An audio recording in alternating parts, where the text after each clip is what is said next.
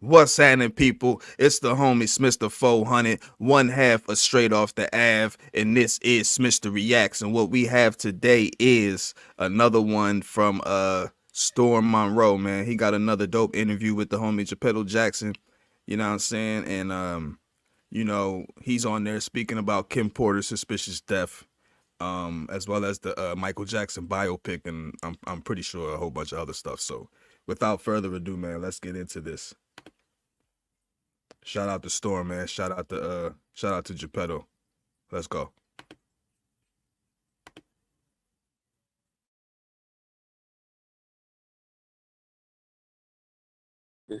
I'm good. I'm good. I'm good, man.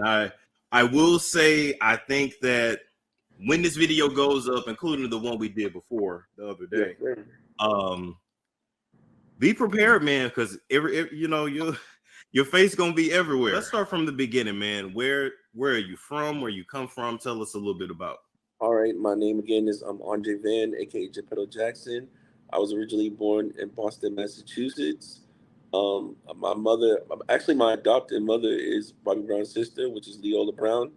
They grew up together with my mom in the Orchard Park Projects. They grew up together and took care of me. And from there, family got connected. My father situation, where still, people ask is, Jermaine Jackson, my father, and I just say, it's a tight niche. Very, very close to the family. Um, been doing a lot of work for years, even with the second generation. And now here I am, again, I would say 10 times iTunes Top 100 artists. Just had a number one album called Jermainish. You should go check that out. It's amazing. Good, tough 10 songs. And here I am today. And here you are today. And for the people that's catching this video and not the last one, we broke down a lot of what's going on between Gepetto and John Walsh's granddaughter, which is your daughter as well. Mhm. I forgot if I asked you in the last episode or not, but is that your only child? Oh no, I have two other daughters. Two other daughters, Oh, yes. Yeah, okay. two other daughters, but not by her. So, yep. Gotcha. And her name again, baby Esther Grace Wall. Esther. Esther. Biblical name. Okay. Um, so let's get to it, man. Being around LeBron, being around the Jacksons, man. I know you have a lot of stories. Yeah, a lot of stories. Yeah. Stories for days. So I'm gonna let you just do whatever you want to start with, man. You go for it.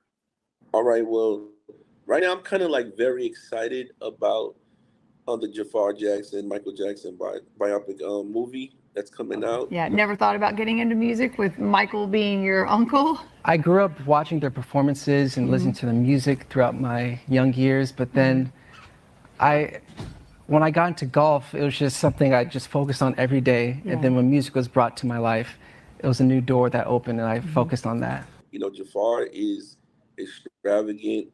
He's talented. It's so funny. I remember when he was just like smaller. Like I remember one time. Yeah, him and Jafar go way back, man. Look, it's on the screen right now. Candy Fresh Clothing, man. Let's continue. We were at Kim Porter's house, and basically from there, we were playing basketball. It was me, Christian. Who was the team? It was me, Christian. No. Me and Jafar versus Your Majesty and Christian Combs, and we did the 2-on-2. And then in the video that you see, Christian was making little excuses, talking about he had diarrhea and stuff. Listen, man, when you lose it, you got all kinds of excuses, man. That's how it is. So to see him come from that and staying over, got the chance to, be over in Havenhurst and spend time with the family. It's just like, see him grow down to actually being a sensation and being a part of this movie is extravagant. And I'm glad that I'm here to see it, because we need that voice for the second generation. Especially but you still have TJ, which is Tito's son. He's amazing too. I look up to TJ a lot, just his character and and the way he carries himself and protects the legacy from everything. But That is Jafar, true. I remember even it was a brief reality show the Jacksons had, and I remember TJ was kind of like spearheading that. And this is the video right here of Jafar wearing my Candy Fresh clothing. This was clothing line was highly endorsed and stamped by Kim Porter. Long live her soul. So this one here is pretty like wow, you know, it brings back a lot of memories. Wearing the Havenhurst right there. That's the movie theater inside the Jackson house. wow, okay. Yeah, it's Havenhurst. See. Say how he likes his shirt or clothing line. What should we talk about, Or like when you wore them? like what people said about it and stuff? Okay. Alright, so Then after I'll stand up and show the back. Then I see. And let me ask you, Gepetto, what year was this? This was 2000 and wow, that's a good question. That was 2000 and like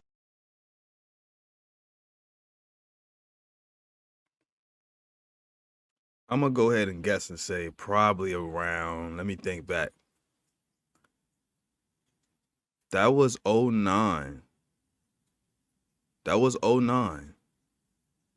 I'm gonna say that was 09 because I was rocking it too. So that was 09, man. Yeah, I'm gonna let my man tell his story though. But that was 09. I'm like, yo, what year was that? I'm pretty sure it was 09.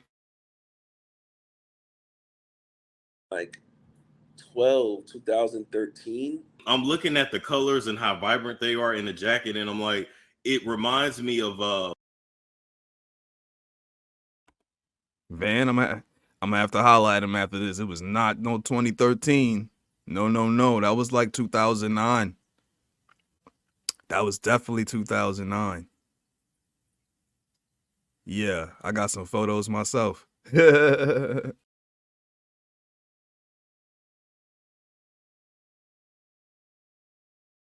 those shoes that were out back in the day. You get the ice cream shoes, right? By Pharrell. Yeah, and also Pastry by the Simmons daughters. Yeah, pastries. Yeah, definitely. Because I had like an idea where I was gonna have the t-shirts come in a candy wrapper, and you have to open up a wrapper to get your t-shirt. I had like so many. It was different, man. We were trying to, you know, but when Kim passed away, and I just lost all of the desire to even want to do the clothing line anymore. Which is understandable, but let's back up a little bit. How did you actually come to meet Kim Porter? Well, I was actually invited by because I didn't know at first. I was invited by. Well, actually, I think it was Miles Brown. I think it was Miles Brown because I'm trying to remember how it happened. He was a Chris Brown's dancer. He was one of the dancers in the Wall to Wall video.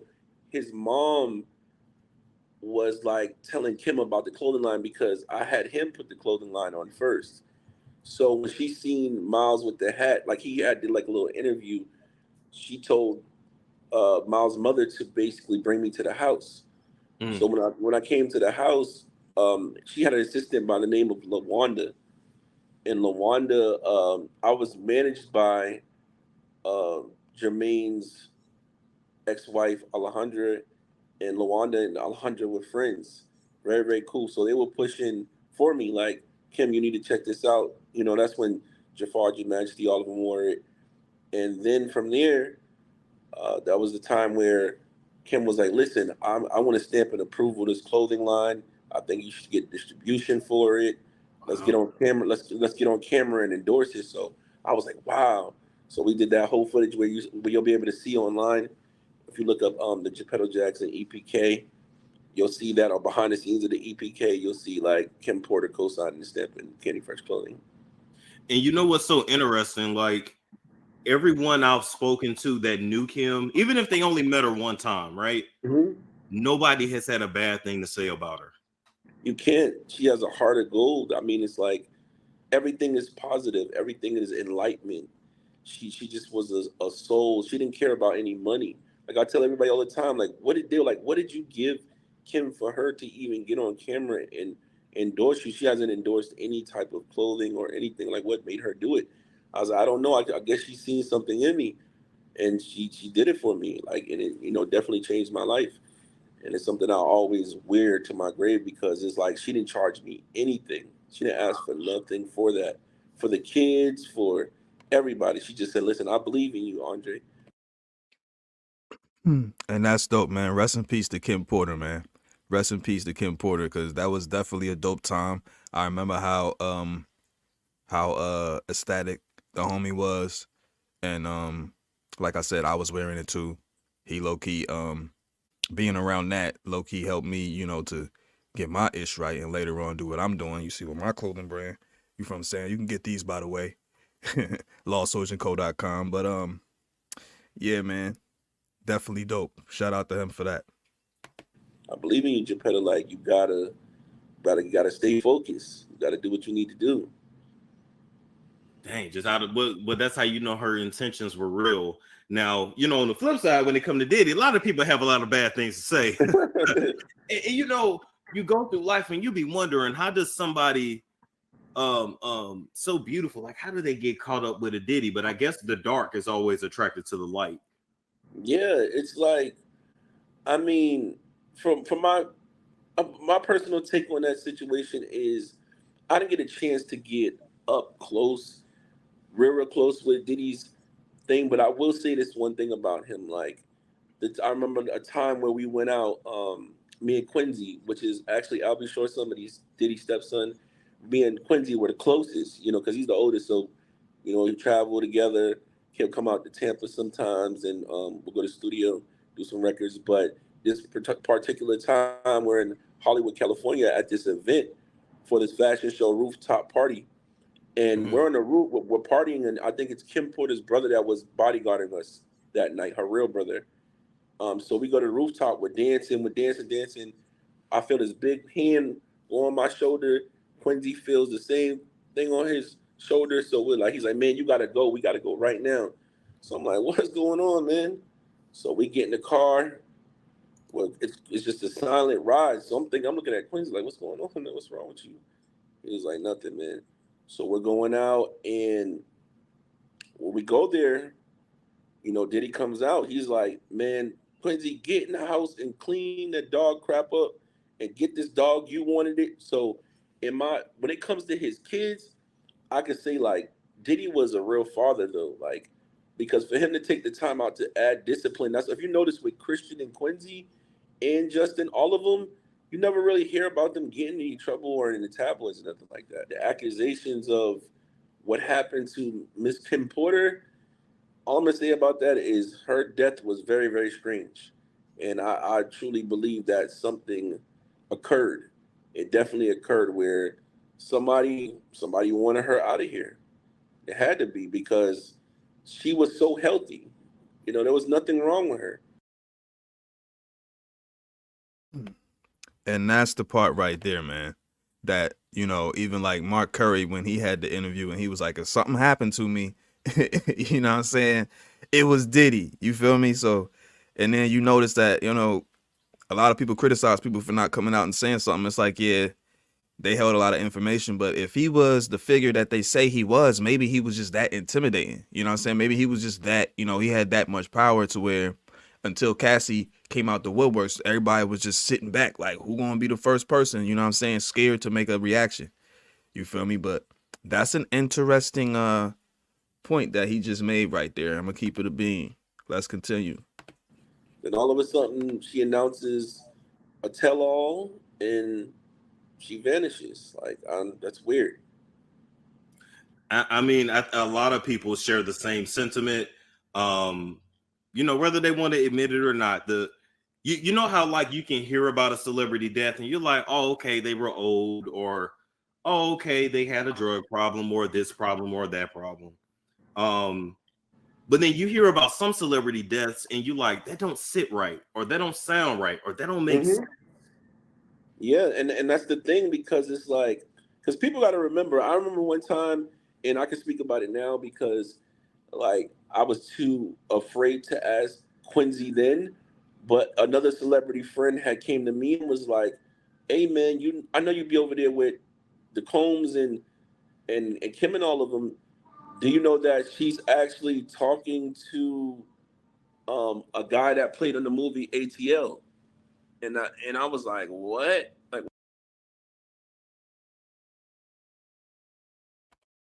In other words, her and Diddy really wasn't really rocking like that. You know what I'm saying? Wow. That's good. This is low key yeah, this what you call it, a bombshell? Let's Jackie continue. Long. Jackie yeah. Long. And I'm like, "What? Like, what are you talking about?" So one day we go out, we're going to the club. It was like Tank in the club. It was me, Quincy, Tank. Who else was there that night? It was like these two Asian fashion designer girls. They were real popular in California. And I guess like Tank was having a get together. So we're out there and Jackie's like meets us in the back and we're leaving. But he's like, "This is the big bro." So I'm just hearing about it. Then I see Jackie with Quincy. So I'm like, But I'm not gonna ask Quincy that. That was disrespect. Like I'm not gonna be like, "Bro, like, is this going on, this and this and that?" Then I started seeing more and more of it. Then all of a sudden, everything just disappeared with that situation, and Kim gets a different house. He puts her in a different house. He buys her a bigger house with bigger cars. Wow. Yeah, because at first they lived somewhere else. The first house that they had, because I went to both of the houses that they had. The first house was just a random house like that. It was very, very nice, but it wasn't as nice as this one. It was man gated. This one was man gated. Bought her the baby blue Bentley at the time. The black Bentley she had the whole. I think they had the Lamborghini in there. It was serious, man. And then the house was huge. Diddy was like Diddy was like, nah, baby. You come back over here, baby. Here goes some chips, baby. Take that. Oh man, let's continue, man. Damn. Yeah, man. And I'm like, what's this all about? So, and then I remember back in then they had media takeout. Media takeout I put it remember. out.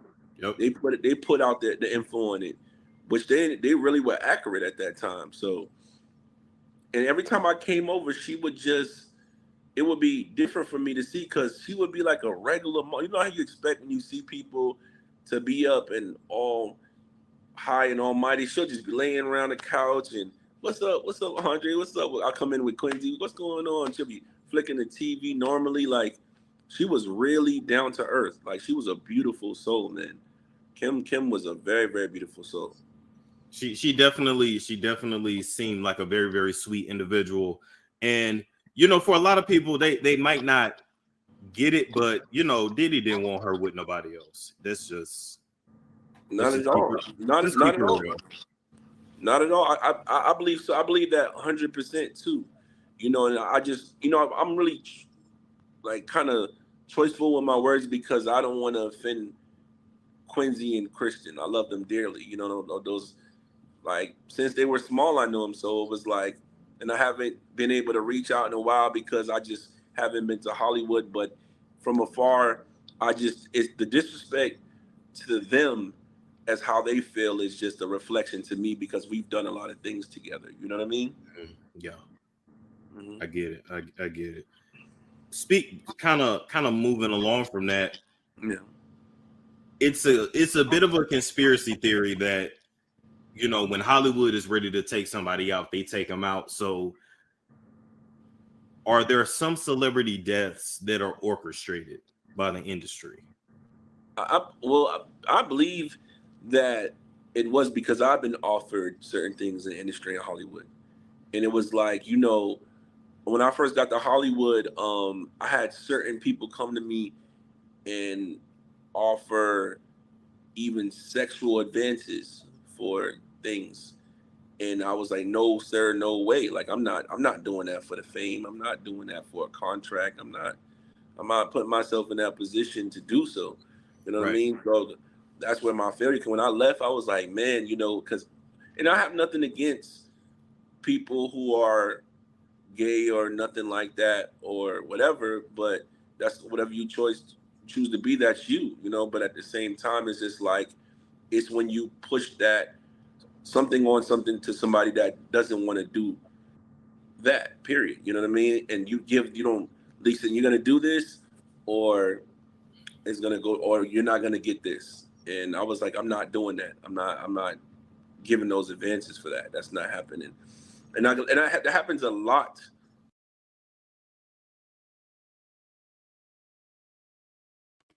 And that's no cap. This is something that goes on in the industry a lot. You know what I'm saying? It ain't no secret. It's starting to come out now. Like, as you can see, it's starting to come out now. But he and I both know very well that things are a little bit tricky in the industry. You feel me? Like, you want to be a star, you want to rap, you want to sing, you want to get up there, you want this contract, do this. Oh, you ain't trying to do that? Cancel Christmas on him. Even sexual advances for things. And I was like, no, sir, no way. Like, I'm not doing that for the fame. I'm not doing that for a contract. I'm not putting myself in that position to do so. You know what I mean? So that's where my failure came. When I left, I was like, man, you know, and I have nothing against people who are gay or nothing like that or whatever, but that's whatever you choose to be, that's you, you know. But at the same time, it's just like, it's when you push that something on something to somebody that doesn't want to do that, period. You know what I mean? And you don't, listen, you're gonna do this, or it's gonna go, or you're not gonna get this. And I was like, I'm not doing that. I'm not giving those advances for that. That's not happening. And that happens a lot behind the scenes in Hollywood. I can tell, because a lot of times you'll see someone who's very talented, and then you'll see someone who can't sing worth a lick, can't dance. You'll be like, how in the hell did you do? You know, like, you must have sucked off the right person, because how did you get there? You know, you'd be like, what? But I've heard the story time and time again of, like, X entertainer comes to X or Y entertainer comes to Hollywood. They maybe put out an album, or you see them in a few movies. Something happens, and then they leave Hollywood and they never return. So yeah, that's what happens, man. And like I said before, it's one of those things where if it doesn't fit the narrative and the campaign to the business, then basically it's going to have to be something that's demonic for it to sell. And they know that. They know that if you look at the industry, the majority of the industry things is demonic. It is. That's what sells. There's nothing positive that really sells unless you're like an A-list celebrity that's influential to that level, to have a foundation that respects any type of music that you put out. Other than that, they won't really respect anything. And you have to put out something that's either twisting, drama, foot-filled, cheating, reality show. You know what I mean? Like, everything lower vibrational stuff. It's not really positive. You're right. Look. Storm said it, man. Lower vibrational stuff. Hey, yo. Good vibes only around here, man. Good vibes only. Let's continue, man. Let's continue. Yeah, it's not positive at all. And this is what they're doing. This the narrative that they're pushing in Hollywood. They've been doing this. We're just all now catching. People are just finally getting it, waking up and seeing things now. And a lot of the icons are being exposed. Like, look what happened with R. Kelly. Now it's Puff Daddy. You know, like, it's big icons that are being pushed to the forefront and exposed about their addictions and what they did behind the scenes many years ago. Look at, like, Bill Cosby. Like, it's a lot of stuff. This is all back to back in the last decade. And what kind of gets me too is, like, you know, people in the industry, they don't speak up until it's, like, cool to speak up. And now I'm not talking about victims. I'm talking about, like, certain people that be in the rooms doing the very same shit. Yep. You know, and now they're like, oh, Diddy's the devil. It's like, wait a minute, but you did a lot of shit with Diddy. You were there. Like, we know that, you know? Yeah, man. And like my thing was, I always wondered why I couldn't. When I was in the house, a lot of the times I know Diddy was there, but like he moved so structured, like and closed in that it wasn't allowed to step like in those places to actually have that conversation because he stayed with Kim a lot, you know, and her assistant Lawanda like used to tell me all the time like you can't move a certain way, and like if I came over to have a meeting with Lawanda, like I couldn't move in the house a certain way, like everything had to be proposed then pitched to the living room, or if they were in the living room I have to stay in the guest room until it was time to actually move around because he'll be in the house at the same time. Wow. Yep. Wow. Okay. I'm trying to picture this. So you come over, but you really can't. You can't move freely. You can't move freely. Could you imagine like being like, okay, in the house, you'll come That's in. That's crazy. Either when I'm with Quincy, I have to stay in the room with Quincy and be in the room with Quincy. And I was even scared to like go to the bathroom. Like I would like tip to like but the second house that they had, I didn't have to worry about that because Quincy's room had like the bathroom that was connected inside. It was spacious, like real spacious that they had. Like so the bathroom was right there, and he had his like studio set up in the room. But I was like, man, this is different, man. Like this must be a powerful person to actually have currently date a female on TV, Cassie, but at the same time, here he is. Said he wanted his cake and wanted to eat it too. Ain't that how the saying go? I guess that's how the saying goes. Something like that, right? He wanted the cookies and the cake and the ice cream. And apparently, allegedly the pretzel rod too. Pause. Let's continue, man. Let's continue. Living with Kim, like it's weird. Yeah. So he actually lived with Kim. Yeah, he lived with her. Yeah. Wow. Yeah, that's what I'm saying. So it kind of was like confusing to me as you know, I was younger then, so it was just like, but it wasn't my business. I was just like, I'm not here for that. I'm here for the support. I'm honored to be here for her to support the clothing line, the ideas. You know, our assistant helping me and helping me push forward with the clothing line. And I never dared to ask Quincy, you know, and Christian was too young. Christian was way too young then. So, okay. But I wouldn't dare ask Quincy that question, you know? Yeah, I get it. So because a lot of people watching this are going to want to know. So let's just ask flat out, is the Illuminati real? Yes, it's definitely real. Oh, shit. Yeah, the Illuminati is definitely real. They exist. It's you know, you basically, it's called I tell everybody it's the three doors. I talked about this on another interview before. And the three doors, like they give you choices, like, you know, to do sexual favors, to actually a sacrifice type of way, a sacrifice of humility.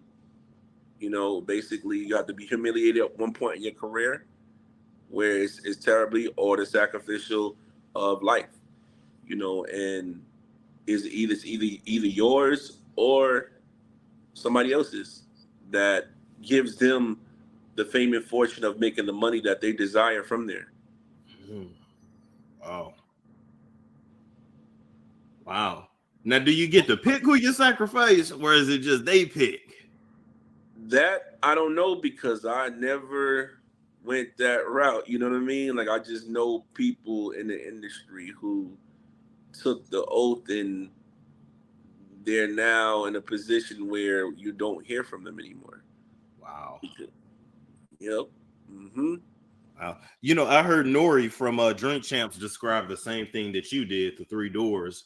And he's like, you know, you can go the sexual favors way, you know, the sacrifice. He used another word instead of sacrifice. He said, or you could go the straight way on your own, but he said it's a very long road to go on your own. So I was like, oh, wow, okay. Three different ways to walk. There's to the left, there's to the right, and then there's straight. Straight is you're on your own. Let's see if you continue this success, young man. Let's see if it's all about your skills, young man. Let's really see that. Look, and this is something that because I do music, you know what I'm saying? My stage name is Smitty Bands, you feel me? You can find my channel on this channel, you feel me? As well as my clothing line on this channel in the description and all that. But like people have asked me, you know, working with Gepetto, you feel me, and others, like, why this, that, and the third? And when you tell them, it's like, oh nah, you just ain't had a talent. No, it ain't you ain't had a talent, it's that you got in the you actually got behind the curtain and you got to see some ish, you got offered some ish, and it's like, if you want it, you gotta do this, and you like, I'm not with that. So it's like, well, you on your own, you feel me? And then you just, you know, and then when you're around a lot of miserable rich people, you feel me? So it's definitely some ish that goes on, man. No cap. And you went straight. To the right, I'm not sure if that's the homo shit right there. And then there's to the left, I'm not sure if there's some sacrifice shit going on right there. I'm not sure because I went straight. But I was offered these doors. It's just you were offered some gay shit? I don't, no. I'm saying that to the right, when I seen it, those was those guys over there. You know what I'm saying? Those different people, which I have no problem with. You know, that's y'all.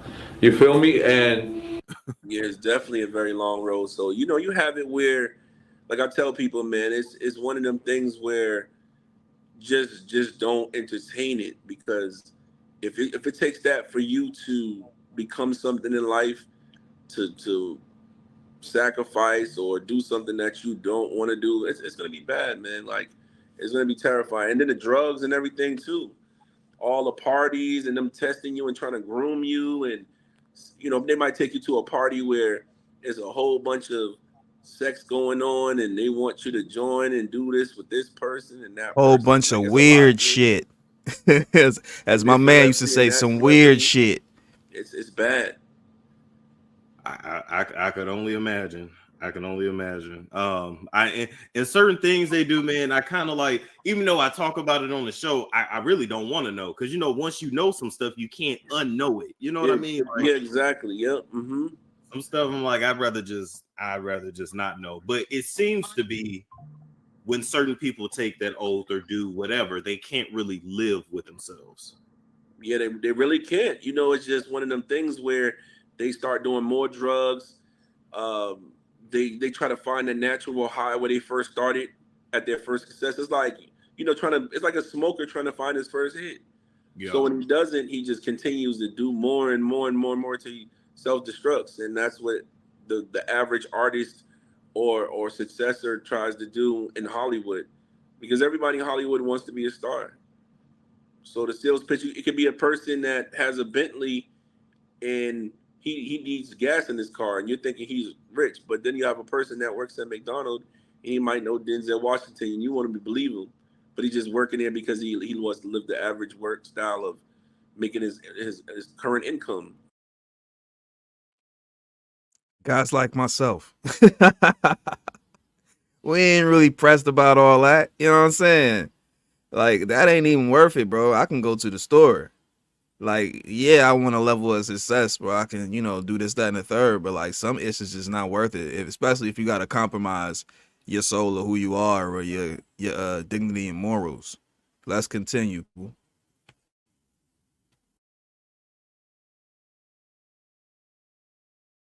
An honest income, you know. Yeah. So it's hard. Because people forget, like, celebrities, they're people. Like, they have Yep, families and friends and all that stuff. And everybody doesn't want to be in the spotlight, which I understand. Exactly. So what if you're somebody like, kind of like me, where like I'm independent and I'm just kind of coming in doing my own thing? How does that work in the industry? Independently, I mean, you said how would it work as far as when it comes to the Illuminati part, or just regularly? Or just regularly, like, because I notice a lot of times, like, I know it'll be certain interviews I can get or certain parties I should go to, but I can't get in because I'm not connected. You know what I mean? Yeah, it's everybody that knows somebody, though. I mean, for you would, because you have a good recommendation and good interviews. You're mentioned. So you'll be like, oh, this is me. I've done this with the podcast. This person spoke about me, and they'll see it, look it up, and let you in. It's all about who knows who is what's current, what's hot, you know, and you're a hot topic. So those things would just come and fall in your hand in Hollywood. Wow. relationships. Okay, that's interesting. So let's kind of jump back and let's I want to make sure we didn't miss this here. All right, yeah. Actually, when you answer the question, say like include. Does he stand up and show the outfit at one point? Yep, he does. We both stand up together. Yep. Mm-hmm. Okay, let's see. There we go. Yeah, the jacket is real nice. Hey, that's the gingerbread man on the back. Yep. I would actually wear that today in 2023. Yeah, I might bring it back, man. Everybody's telling me to bring it back, so I might find somebody, a business partner, and bring it back. There goes me and him together right there in the Havenhurst house. Now, what about your jacket? What you're wearing? Is that? That's the Who frame. I think I got the Roger Rabbit one. The Roger Rabbit with the candy fresh on there. Okay. So maybe he could say, and here we have. Let me go back. I was like, yeah, because your jacket looks nice too. Damn. Okay. I'm just saying, brother, you might want to bring it back because this. Yeah, this is something different, right? I'm telling you. Bring it back. I'm fucking with it. I'm not gonna lie to you. Bring it back and let's collab, brother. You know what it is. You already know who you gonna hit up. Let's get it popping. It's something different, you know.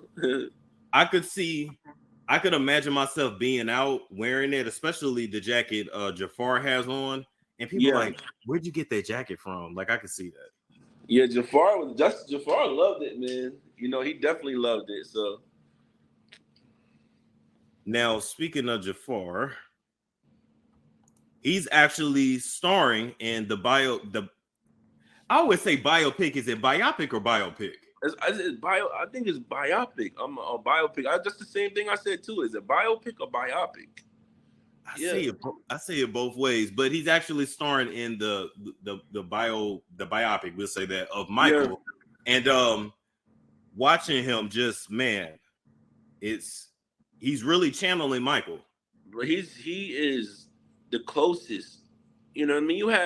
You had certain people like you had B. Howard before he was on TMZ. They were saying that, he was Michael's son. He's been around the family, very talented artist.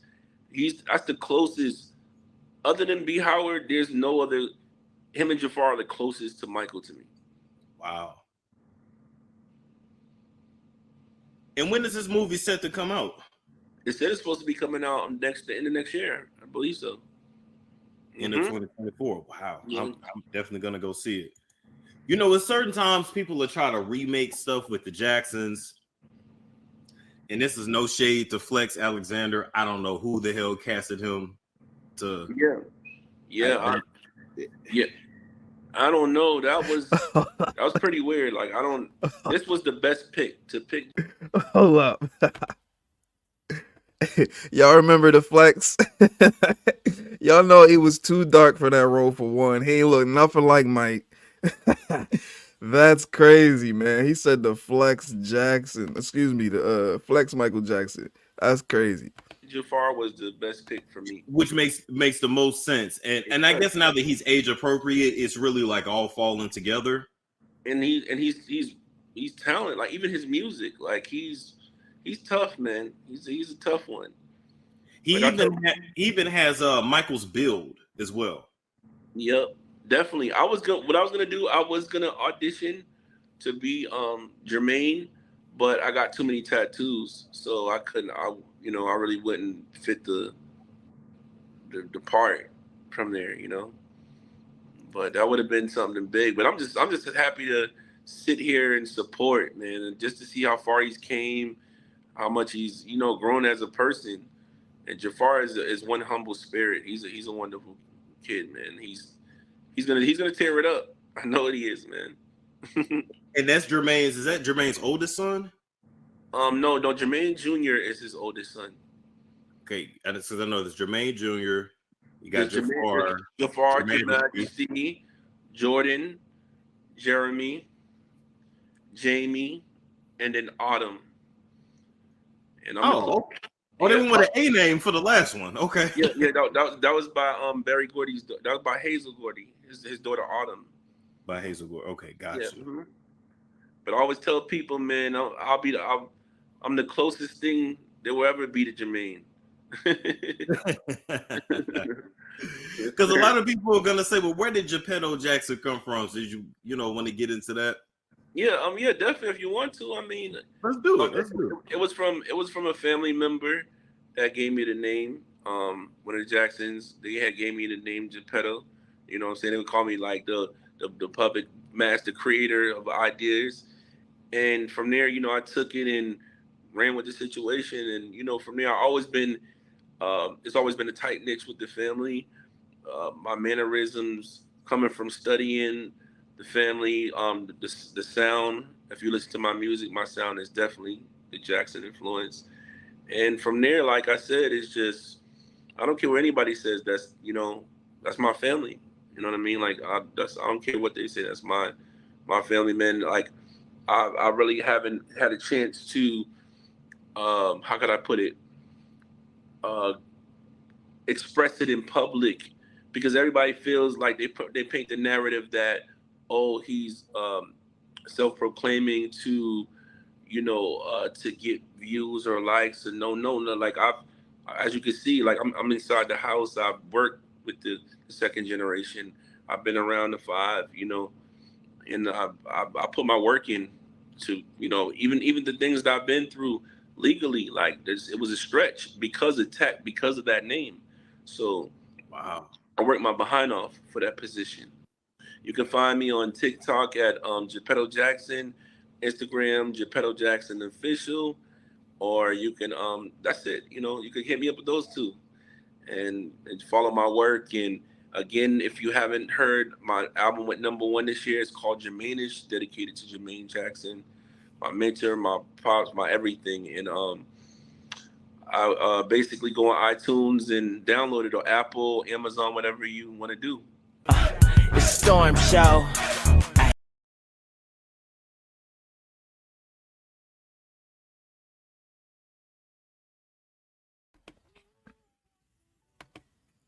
And there you have it, people.